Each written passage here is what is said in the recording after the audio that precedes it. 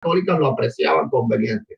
El Misales Romano revisado, tercera edición típica, expande significativamente las oportunidades en que la Sagrada Comunión pueden ofrecerse bajo ambas especies, además de las circunstancias específicas de los libros rituales individuales. La institución general declara que la comunión bajo dos especies se puede permitir en los siguientes casos: a los sacerdotes que no puedan celebrar la misa; B, al diácono y a los demás que desempeñan algún oficio en la misa; C, a los miembros de las comunidades en la misa conventual o en la llamada de comunidad, los alumnos de los seminarios, a todos los que ejercen ejercicios espirituales o participan en alguna reunión espiritual o pastoral. Al mismo obispo se le concede la facultad de permitir la comunión bajo las dos especies cada vez que le parezca oportuno, sin que se dificulte hacer bien el rito por el gran número de los participantes o por otra causa. Es decir, que lo literal ya no es literal. Unas veces el pan es solo carne y otras veces carne y sangre. ¿Acaso Jesús no estipuló cada cosa para una cosa? Leamos Lucas 22, 19 al 20. Tomó el pan y dio gracias y lo partió y le dijo: esto es mi cuerpo que por vosotros he dado, será esto en memoria de mí. De igual manera, después de que hubo cenado, tomó la copa diciendo: esta es la copa del nuevo pacto en mi sangre que por vosotros se derrama. Entonces, ¿de dónde saca la Iglesia Católica que las hostias son o pueden ser ambas cosas? Esto refuta por entero lo literal de la interpretación católica. Entendamos literal como que hay que creerlo tal y como Jesús lo dijo, es decir, que el pan es su cuerpo y el vino es su sangre. Cualquier interpretación alegórica ya no es literal. Por ejemplo, si se interpreta que el pan puede ser también la sangre, entonces existe alguna alegoría, figuración o simbolismo. Es decir, que la hostia simboliza el cuerpo completo, el cual incluye carne y sangre. Pero ya esto se va de lo literal y entró en lo simbólico, porque de esta forma la hostia literalmente es el cuerpo, pero simbólicamente es la sangre. Vayamos más profundo. Si se lee literal, Juan 6:53, Jesús les dijo, de cierto Dios, si no coméis la carne del Hijo del Hombre y bebéis su sangre, no tenéis vida en vosotros. Por supuesto que este pasaje nada tiene que ver con la Eucaristía y eso lo explicaré después. Solo estoy tomando en cuenta la mala interpretación católica que asegura que aquí Jesús hablaba de la Eucaristía. Si se toma literalmente esto como lo hacen los católicos, existen dos acciones a realizar y no solo una. Uno, comer el cuerpo. Dos, beber la sangre. ¿Dónde aquí dice comer la sangre? ¿O dónde dice comer el cuerpo y la sangre? ¿Dónde dice comer el cuerpo con sangre? En ningún lugar. Dice comer la carne y beber la sangre. Por lo tanto, toda argumentación de mi oponente sobre que la Eucaristía es literal está completamente refutada por la propia Iglesia Católica, la cual no trata de manera literal el texto. Asimismo, cualquier argumento referente a que el vino es la sangre queda sin valor debido a que la propia Iglesia Católica, cuando se le ocurre, coloca el pan como la carne y la sangre. Pero aún hay más. Mi oponente hoy viene a defender un literalismo salvífico, es decir, que el que no beba la sangre de Cristo no tiene vida eterna. Si se hace uso del literalismo, que es lo que dice la Biblia, si no coméis la carne del Hijo del Hombre y bebéis su sangre, no tenéis vida en vosotros. Así que el que no bebe, y habla de beber, bebe, no come, bebe, dice bebe, toma el vino, no tiene vida eterna. La pregunta es, ¿la Iglesia Católica actúa de manera consecuente a un literalismo? Claro que no, porque asume que el cuerpo simboliza también la sangre. ¿Por qué esta es una manera simbólica y no literal? Porque si somos literales, el pan solo es el cuerpo y el vino solo es la sangre. Con este argumento, Dios mediante dejó sin valor cualquier argumento dicho o por decir sobre ver de manera literal a la Eucaristía. Algo literal no puede variar, ni cambiar, ni dejar de ser, repito, dice el Magisterio Católico. Al mismo obispo se le concede la facultad de permitir la comunión bajo las dos especies cada vez que le parezca oportuno, sin que se dificulte hacer bien el rito por el gran número de los participantes o por otra causa. Si la comunión se recibe bajo la especie de pan, si la comunión se recibe solo bajo la especie de pan, el sacerdote teniendo la hostia un poco elevada, la muestra a cada uno diciendo el cuerpo de Cristo, el que nunca responde amén y recibe el sacramento. Es decir, que unas veces el vino importa y otras no. Lo que denota que el credo católico en la práctica refuta la idea que hoy defiende mi oponente de la literalidad o del literalismo, del pan como carne y el vino como sangre. Vayamos a analizar Juan 6, que es el caballo de batalla de la apologética católica, a ver cómo hoy en día muy bien. Los católicos cometen el error de desconectar este texto de todo el contexto inicial del sermón. Todo el que estudia la Biblia sabe que el contexto inicial dice de qué tratará el sermón, porque en la introducción, el desarrollo del texto no puede estar desconectado de la introducción, porque esta tiene la misión de introducir lo que se va a hablar. Vemos que en la introducción Jesús no habla de comer este pan, sino de creer, de poner la vista en él y de venir a él, trabajar no por la comida que perece, sino por la comida que a vida eterna permanece, la cual el Hijo del Hombre os dará, porque a este señaló Dios el Padre. Entonces le dijeron, ¿qué debemos de hacer para poner en práctica las obras de Dios? Respondió Jesús y le dijo, comer, no, esta es la obra de Dios, que creáis en el que ha enviado. Ese es el contexto inicial, la introducción. Pero analicemos esta perícopa. De cierto, Dios, que cree en mí tiene vida eterna. Yo soy el pan de vida. Vuestros padres comieron el maná en el desierto y murieron. Este es el pan que desciende del cielo para que de él come no muera. Yo soy el pan vivo que descendió del cielo. Si alguno comiere este pan, vivirá para siempre. Y el pan que yo daré es mi carne, la cual yo daré por la vida del mundo. ¿A quién hablaba Jesús? ¿A creyentes o a incrédulos? El sermón fue para los incrédulos, para que los buscaban solo por el pan que comían, es decir, la multiplicación, y para los judíos conservaban. ¿Puede un incrédulo comer de la Eucaristía? Claro que no. Por lo tanto, Juan 6 no tiene ninguna conexión, ni siquiera la más mínima, con la Eucaristía, sino con la fe que salva al incrédulo. Cuando Jesús habló de orar a sus discípulos, él lo habló estando en una comunión íntima con ellos. Cuando le habló de la Santa Cena o de la Eucaristía, lo hizo en la intimidad de una cena privada. Cuando habló de la promesa del Espíritu Santo, también fue a sus discípulos. Todo lo que Jesús habló de la vida cristiana siempre fue en un contexto de discipulado a sus seguidores, pero en este caso Jesús hablaba a los incrédulos. Por lo tanto, todo el que respete el contexto del pasaje de Cristo entenderá que Jesús no estaba dando mandamiento a la iglesia, sino mostrando a los incrédulos que él era la vida eterna y que esa vida se obtenía alimentándose del sacrificio que daría en la cruz del Calvario. ¿Qué entendieron los judíos y qué entendieron los apóstoles sobre las palabras de Jesús? Los judíos tuvieron la misma comprensión, es decir, la comprensión exacta que tiene la Iglesia Católica. Ellos pensaban que Jesús hablaba de forma literal. Leamos. Entonces los judíos contendían entre sí diciendo, ¿cómo puede darnos a comer su carne? ¿Acaso no es esto lo que entienden los católicos? Es decir, de una manera literal. Ellos lo entienden de una manera literal. Lo que pasa es que ellos lo aceptan. Y los judíos sabían que era una total locura lo que se estaba hablando ahí, ¿verdad? Si lo entendían de esa forma. Ahora, para es decir, como siempre los judíos no podían entender las palabras como Jesús hablaba. Sin embargo, los apóstoles sí comprendieron muy bien. Verso 68. Le respondió Simón Pedro, Señor, ¿a quién iremos? Tú tienes palabras de vida eterna. ¿Y qué son las palabras? Lo que hay que creer, ¿verdad? Es decir, yo no he venido a juzgar al mundo, mi palabra los juzgará. Y nosotros hemos creído y conocemos que tú eres el Cristo, el Hijo del Dios viviente. Es decir, nosotros estamos seguros de lo que estamos comiendo. Por lo tanto, el nuevo ponente defiende la interpretación de los judíos incrédulos y yo la de los apóstoles. Los judíos incrédulos no creyeron que Jesús hablaba simbólicamente, sino de forma literal, mientras que los apóstoles comprendieron que Jesús hablaba de creer. Lo más importante es saber que Juan 6 no tiene absolutamente nada que ver con las palabras de Jesús en la última cena y su mandamiento de celebrar la cena en memoria de él. Juan 6 habla de lo que sucederá en la cruz del Calvario, mientras que la Eucaristía mandada por Cristo se refiere a dar gracias por esta misma razón. Según el entendimiento de los católicos, Juan 6 se refiere a Lucas 22:19. Esto es un enorme error y muy pobre análisis. En verdad, un pasaje no se refiere al otro, sino que ambos se refieren al hecho del sacrificio de Cristo. Es decir, Juan 6 no habla de Lucas 22, sino que Juan 6 y Lucas 22 hablan de la muerte y resurrección de Cristo. Juan 6 explica el hecho, Jesús iba a dar su cuerpo y su sangre para salvarlos por medio de la fe, y Lucas 22 habla de dar gracias por esto. Paga. He comprobado que en la Iglesia Católica la Eucaristía no se trata de forma literal, porque el vino no es imprescindible y el pan unas veces es carne y otras veces carne y sangre.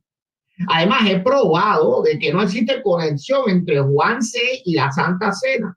En mis siguientes tiempos abundaré sobre el tema, como voy son 25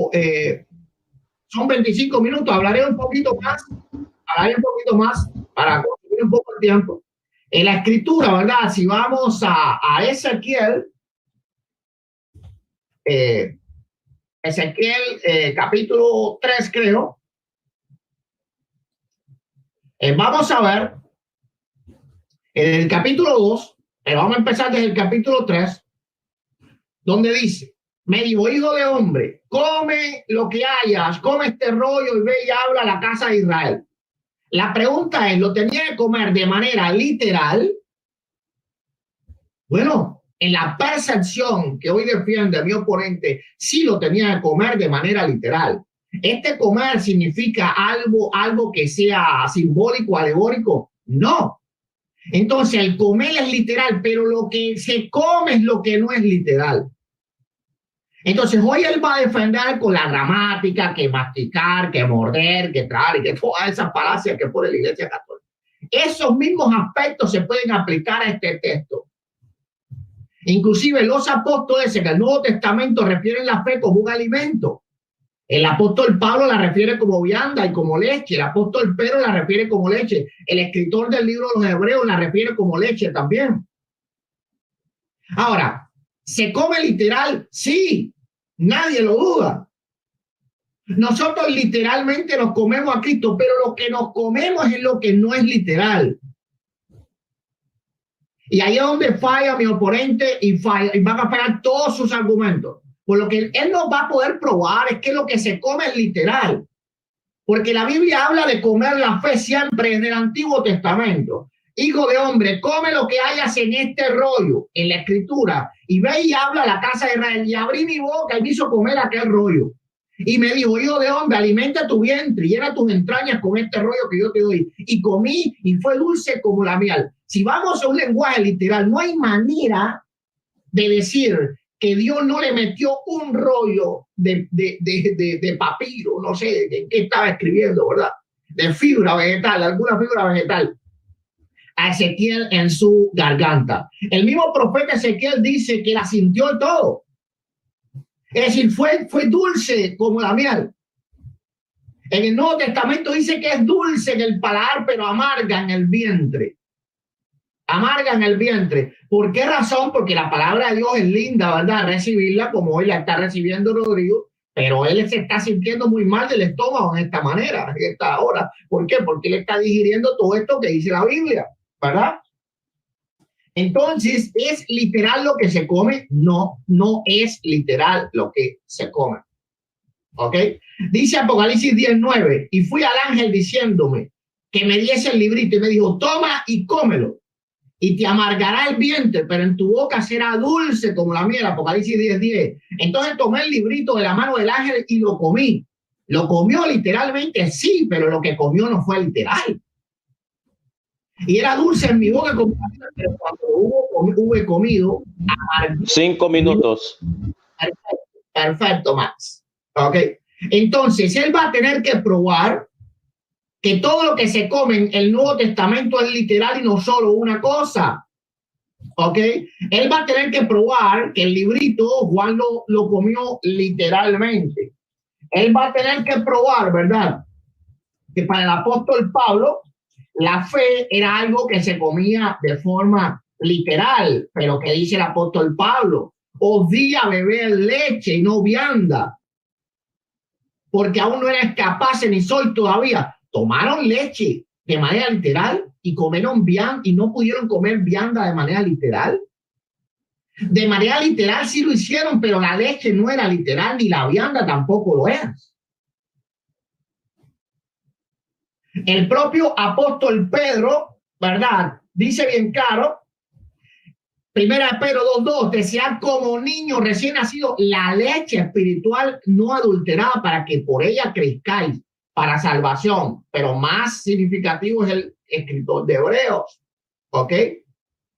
Dice Hebreos 5:2, porque debiendo ser ya maestros, después de tanto tiempo tenéis necesidad de que os vuelva a enseñar cuáles son los rudimentos de la palabra de Dios, y habéis llegado a ser que tenéis necesidad de leche y no de alimento sólido. El 13, porque todo aquel que participa de la leche es inexperto en la palabra de Dios porque es niño. Es decir, la leche, la fe es leche, es comida, la palabra de Dios es comida, la profecía es comida. Hay que comerla literalmente, claro, pero no es literal lo que se come. Todo eso lo va a tener que probar hoy mi oponente, porque él no puede decir que de una forma la Biblia para unas cosas es literal y para otras simbólica. Porque estoy seguro de que Pablo estaba diciendo que en verdad ellos debían de comer vianda. Yo creo que deben de comer vianda, pero no es vianda. Entonces, los cristianos evangélicos no creemos que es una simbología el tener que comer a Cristo. Nosotros lo comemos de veras. Lo que no comemos es literalmente su carne. Ahí es donde el literalismo falla, ahí es donde el literalismo no es bíblico. Nosotros creemos que nos tenemos que alimentar de la palabra. El propio Jesús le dijo, no solo de pan vivirá el hombre, sino de toda palabra que sale de la boca de Dios. Así que es literal, nosotros tenemos que literalmente alimentarnos de la palabra, pero no metemos el libro por la boca. ¡Ah! ¡Qué hambre tengo! Bueno, espero que los argumentos de mi oponente pueda enfrentarse a todos estos argumentos y simplemente no los evada. Es la técnica que la mayoría de las veces usan los católicos en los debates, que él se enfrente a estos argumentos. Como vemos, yo no di la argumentación que él dio, así que él pensó que teniendo mi libro o algo así, me iba a agarrar, pero de nada, es que es muy abundante la argumentación que existe contra cualquier doctrina católica, y esa es la verdad. Así que no hay manera de que repitamos un debate con los mismos argumentos. Aquí me quedo, gracias por la atención a todos y en los próximos tiempos estaré repitiendo los argumentos de mi oponente. Bueno, cuando son 23 minutos y 27 segundos ha concluido la exposición del pastor evangélico Eduardo Gutiérrez, que está en estos momentos en la ciudad de Miami, en vivo y en directo. Así que ha concluido la primera parte de este debate. Los que están recientemente uniéndose a esta transmisión, estamos transmitiendo en vivo y en directo desde Cali, Colombia, y desde Miami, en la Florida. Este debate se trata sobre la Eucaristía entre el pastor cristiano evangélico Eduardo Gutiérrez y el apologista católico Rodrigo Calvo Bernal. Así que vamos a pasar a la segunda parte de este debate, y es los tiempos de refutación. Así que vamos a pasar hasta Cali con Rodrigo, con sus 15 minutos de refutación. Así que vamos a poner el cronómetro en cero. ¿Está listo, Rodrigo Calvo, con tus 15 minutos? Bueno, así que tienes exactamente 15 minutos a partir de ahora. Adelante. Bueno, como ustedes se pudieron dar cuenta, no tocó todos los argumentos de su libro, pero sí tocó varios de los argumentos que ya había leído. De hecho, comenzó por los argumentos que no alcancé a leer, pero pues ya como estamos en el tiempo de refutación, se lo voy a explicar. Acá dice él, explicando Juan 6:35, dice, Jesús les dijo, yo soy el pan de vida, el que viene a mí nunca tendrá hambre, y el que cree en mí no tendrá sed jamás. Aquí Jesús habla bien claro de que el no tener hambre, eso fue por donde comenzó, o tener sed no venía de alimentar el vientre, sino de ir a él y creer en él. Y esto lo vemos claramente en esta parte, nunca tendrá hambre y el que cree en mí no tendrá sed jamás. Es claro que comer una hostia no quita el hambre y tomar el vino de la Eucaristía no quita la sed. Eso es lo que él escribe. Mucho menos para siempre. Así que Jesús deja en claro que no había una comida material, sino espiritual. Ok, entonces, acá, ¿qué es lo que dice Jesús? Dice, Jesús dijo que el que viene a él no tendrá hambre. ¿Pero por qué? Porque cada vez que vamos a él en la Eucaristía, él nos alimenta. Nunca dijo que nos alimentaría una sola vez y quedaríamos llenos. Eso no lo dice la Escritura, eso se lo inventa Eduardo. Sino que nos alimenta para siempre a través de su único sacrificio. El sacrificio que es una sola vez y para siempre. Pero nos alimenta a través de todas las edades. Cuando creemos en él, no tenemos nunca sed. ¿Sí? Porque él dice, no, es que creer es no tener sed, y eso es beber, falso. Cuando nosotros creemos en él, no tenemos nunca sed, porque él nos sacia con la justicia de su sangre en la cruz del Calvario. Y lo dice Mateo 5:6. Bienaventurados los que tienen hambre y sed de justicia, porque ellos serán saciados. ¿Dónde fuimos saciados? En el sacrificio de la cruz del Calvario de Cristo. También dice Hebreos 7:27.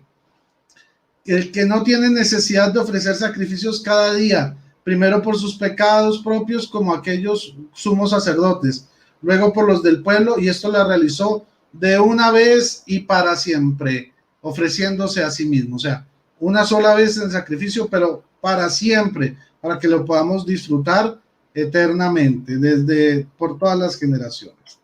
Ahora, dice aquí, él también dijo esto. La pregunta que debemos hacer... Disculpa, he parado el tiempo. Disculpa, Rodrigo Calvo, he parado el tiempo. Pastor está fuera de cámara. Si por favor puede... Sí. A ver. Sí, paré el tiempo. Sí, es que pasa que estaba fuera de cámara. Entonces quiero saber si está todo bien. Si puede, no sé. Yo estoy aquí. ¿Estás ahí? Sí, está bien. Bueno, sí, paré el tiempo en 2 minutos 50 segundos. Así que bueno, vamos a continuar con la refutación de Rodrigo Calvo. Así que puedes continuar a partir de ahora. Sigue. Muchas gracias, Max. Entonces, él dice, la pregunta que debemos hacerle a los católicos es qué sangre y qué carne, la que Jesús tenía antes de morir o después de resucitar. Y dice, veamos ambas opciones. Antes de morir, esa sangre y carne aún no habían sido ofrecidas por nosotros, así que esta opción no se sostiene. Falso. Antes de morir, la carne y la sangre de Jesús se hacen presentes en el sacrificio incruento, por eso lo dije al principio, el sacrificio incruento de Jesús conectado al sacrificio de la cruz por el poder de su palabra como verdadero Dios y como verdadero hombre. Y vamos a ver el poder de su palabra cuando vayamos a mirar lo que él refirió de Juan capítulo 6, versículo 66, y lo vamos a mirar desde el versículo 63 y lo vamos a comparar con Juan 1, del 1 al 4, y van a darse cuenta. Ahora, la otra opción que él dice, después de resucitar, en este caso esa sangre ya no existe, porque Jesús, y esta también la mencionó, porque Jesús dio toda su sangre en la cruz del Calvario, y la prueba de eso es que luego de resucitar ya no sangraba, y a pesar de tener sus heridas abiertas, así Jesús no tiene sangre en su cuerpo resucitado. La respuesta a esto es, Jesús no solo derramó su sangre, sino que entregó también su vida, ¿sí? Pero al resucitar, volvió la vida a su cuerpo, ¿sí? O sea que recuperó la vida que dejó en la cruz. Y como también en la cruz dejó su sangre, pues obviamente también recuperó su sangre, ¿sí? Claro que en un cuerpo que ya ha sanado con las llagas, ¿sí? Pero no sangrantes, porque había sido restaurado. Él resucitó en un cuerpo glorificado. Y así nos lo enseña Filipenses 3, 20 al 21. Pero nosotros somos ciudadanos del cielo, de donde esperamos como Salvador al Señor Jesucristo, el cual transfigurará este miserable cuerpo nuestro en un cuerpo glorioso como el suyo, en virtud del poder que tiene de someter en sí todas las cosas. Entonces aquí nos menciona que transfigurará este miserable cuerpo nuestro en un cuerpo glorioso como el suyo. ¿Ok? Jesús resucitó en un cuerpo glorioso, con su sangre gloriosa, con su cuerpo glorioso, con sus llagas gloriosas. Primera de Corintios 15, del 48 al 51. Como el hombre terreno, así son los hombres terrenos, como el celeste serán los celestes. Y del mismo modo hemos llevado la imagen del hombre terreno, llevaremos también la imagen del hombre celeste. Os digo esto, hermanos, la carne y la sangre no pueden heredar el reino de los cielos, ni la corrupción hereda la incorrupción. Mirad, os revelo un misterio, no moriremos todos, mas todos seremos transformados. Así como Jesús también pudo transformar su cuerpo en el pan en su cuerpo, y el vino en su sangre. Muy bien. Ahora, por otro lado, vamos a seguir con los otros argumentos que él exhibió. Lo del cuerpo que no tiene sangre, ya se lo respondí con su propio libro. Y ahora lo de comer y la prohibición de comer y beber sangre, que es la más graciosa, porque él dice, ¿cómo así? Si los judíos no pueden comer ni beber sangre, y nos cita Deuteronomio 12, 13 creo que es. Vamos a leerlo en contexto para que ustedes se den cuenta. Vamos a mirar 2 pasajes de Deuteronomio 12 para que ustedes se den cuenta a qué tipo de sangre y a qué tipo de carne, bueno, se refiere. A ver si es sangre humana, como lo aseguraba Eduardo, o es sangre de animales. vamos a empezar con Deuteronomio 12 del 13 al 16.